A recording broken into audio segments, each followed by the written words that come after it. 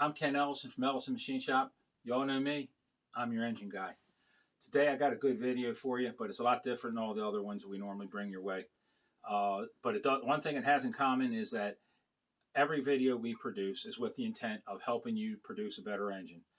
We're really experiencing a tremendous amount of hydraulic lifter failure. Not my shop personally, although we've had problems, but across the country, I've been getting reports back of hydraulic lifter failure, flat tappet hydraulic lifter failure. And when I say failure, I mean premature. This stuff is wearing out in some instances before guys can get their hoods back on the car. They ain't even got the engine up and running, haven't finished the tune-up on it, and they're having lifter failure.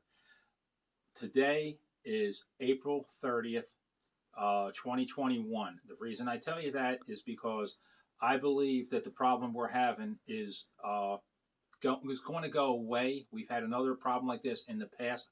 I'll explain in just a moment. But the reason I tell you that is because if you're hearing this video, 2, 3, 4 years from now, it may not matter anymore.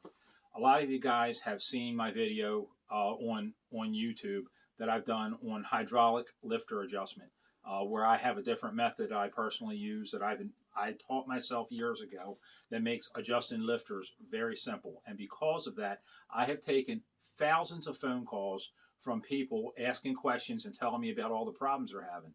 So what I'm getting ready to tell you right now will interest a lot of you guys, and a lot of you won't find this interesting whatsoever, but it's fine. So if you agree, great. If you don't agree, that's okay too. Now, this is something that I want to tell you. This is my opinion.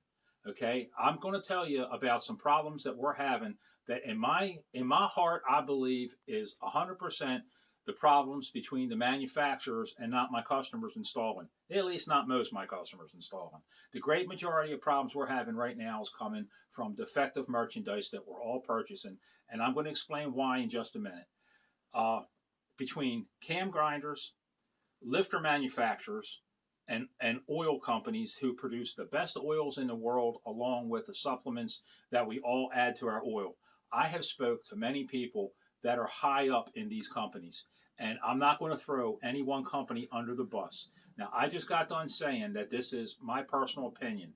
So what I mean by that is that I wouldn't be able to take what I'm getting ready to tell you right now. I don't have enough evidence to back it up that I could take anybody into court and win a case over defective products.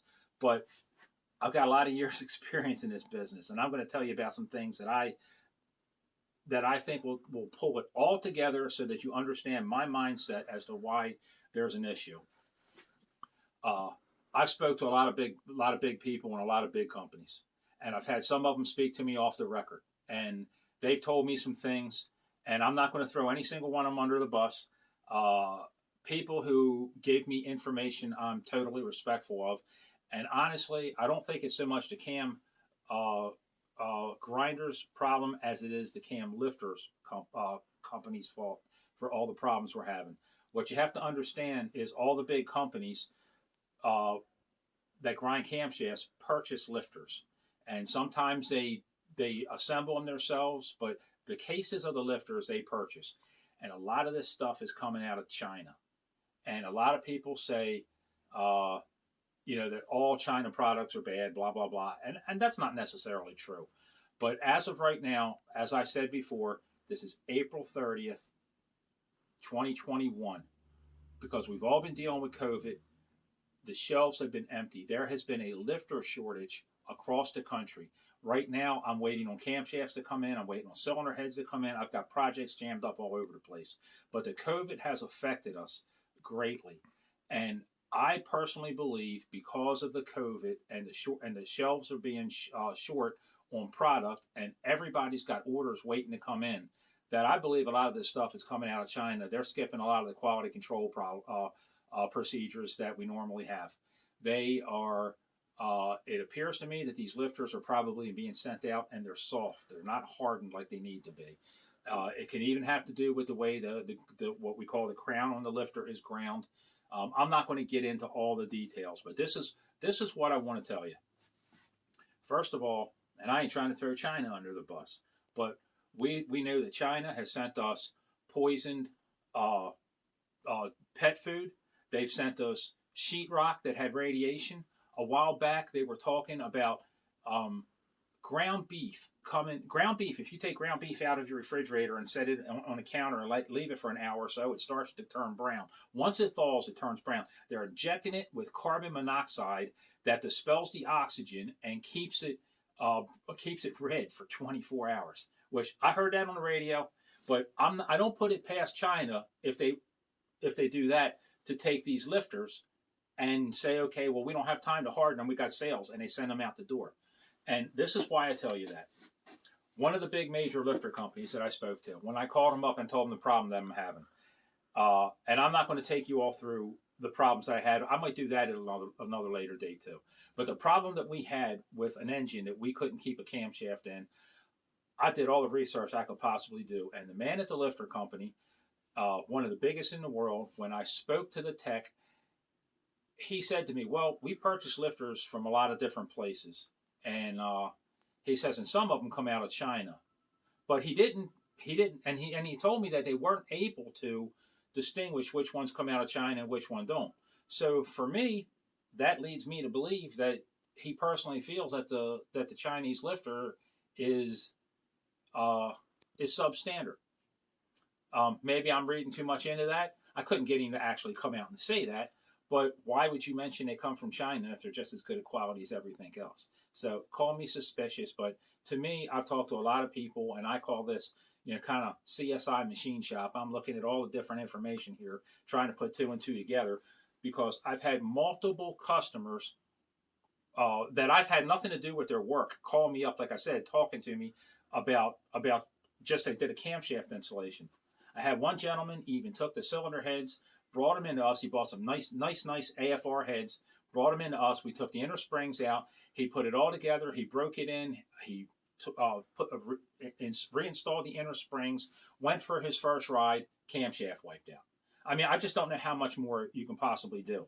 I could do a 3-hour video on the one cam that I tried to make live and couldn't on a Pontiac engine that I was working on. All right, so here's the bottom line for me. I believe the process for these lifters is being rushed for profit. Now, nobody in the country have I've ever heard say this, and you might think I'm a conspiracy theorist, and I probably am a little bit. But about many years ago, I don't know how long it's even been, 15 or 20, with the zinc and phosphorus, when that was removed from the oil, there was a lifter shortage at the same time lifters started wiping out back then. And people was losing camshafts all over the place. And when these camshafts was wiping out, I called a major company where I purchased a lot of camshafts from.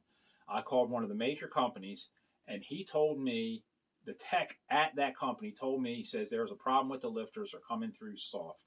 And I said to him, I said, okay, well, I'll take a camshaft. I'll buy a set of lifters from somewhere else. And he told me, he says, won't do you any good. He says, because we all buy our lifters from basically the same company. So nobody knows who's got the hard ones, who's got the soft ones. He said if you're going to run a flat tappage, you got to take your chance. I was like, okay. So about a week or so later, I tried to have a conversation with that gentleman again, and I couldn't have that conversation ever again with anybody in the company. Nobody would ever admit to it. But you know what wound up happening? Every oil and filter change from there on out, 15, 20 years ago, all has zinc and phosphorus additive to it. Now, I'm not suggesting that you don't put that in there, because that's a really good thing. And the fact of the matter is the oil isn't as good today for those type of camshafts as it was back then. But every single engine that lost a camshaft got blamed for the oil got to blame.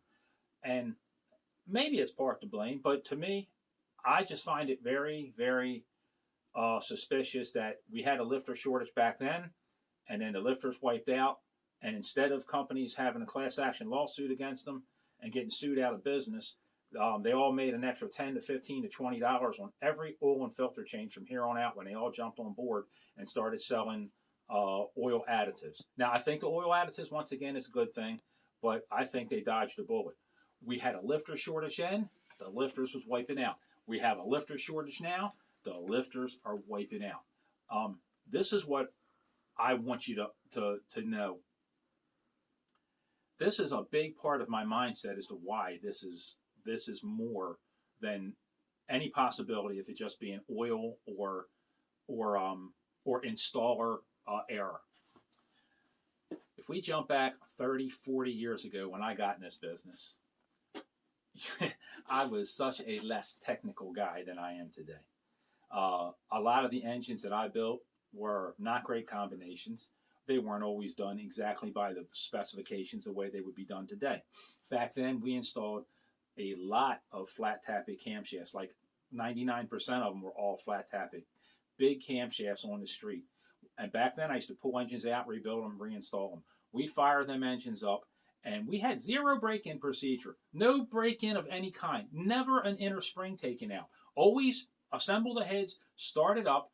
And I'll be perfectly honest with you, when I got in this business, I didn't know too much about valve train geometry. I built a lot of engines before I started buying different length push rods and measuring the preload on the lifter plunger. And we did a lot of engines, like a lot of Fords and a lot of Chryslers, a lot of Oldsmobiles, that you unbolt the rocker arm, you stuck the push rod in it, and you torque it down. Not even valve adjustment, which means they're all over the place. And no sooner than we got them engines fired up, the very first thing that we did was to idle them back as slow as we could get them so we could hear that thing and just hear how radical it was. Bump, bump, bump. I kid you not. Zero, freaking zero camshaft failures. None, ever. For years and years and years and years before I had the first camshaft ever went out on any of my engines. And I'm not saying they never wore out, but nothing wiping out on failure. Nobody ever coming to see me and saying, hey, I got a problem with an engine you built me. I'm sure some of them wiped out after they've had plenty of use on them, but no comebacks. Jump up to now where, and I'm not going to go through all the details because I'll be here for another 30 minutes just telling you all the measurements, making sure everything is dead on, perfect to specs, everything we can possibly do, start them up, wipe out. Stuck another camshaft in an engine, started up, ran it for about 30 minutes, it wiped out. Guess what? Didn't even wipe out on the same loads. Different camshaft, different set of lifters, they wiped out on different lobes. We have lifters that are being made different to where instead of them holding the oil pressure charge and the lifter being hard, they're bleeding off. As soon as you shut them down, they bleed down. So all of this to say, things are different. If you're experiencing lifter problems, it might not just be you. As of right now, we are switching a lot to hydraulic rollers, solid rollers. I never felt that necessary for a guy who wants to make a couple of hundred horsepower. But obviously, we're starting. The problems we're having is it just ain't worth it anymore.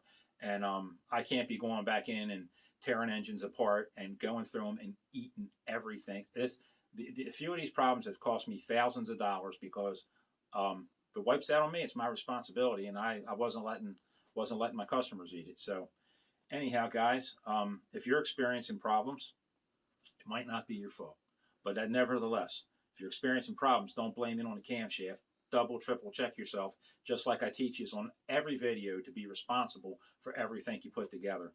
But at this particular point in time, at least until lifters get back on the shelf a little bit better, you may be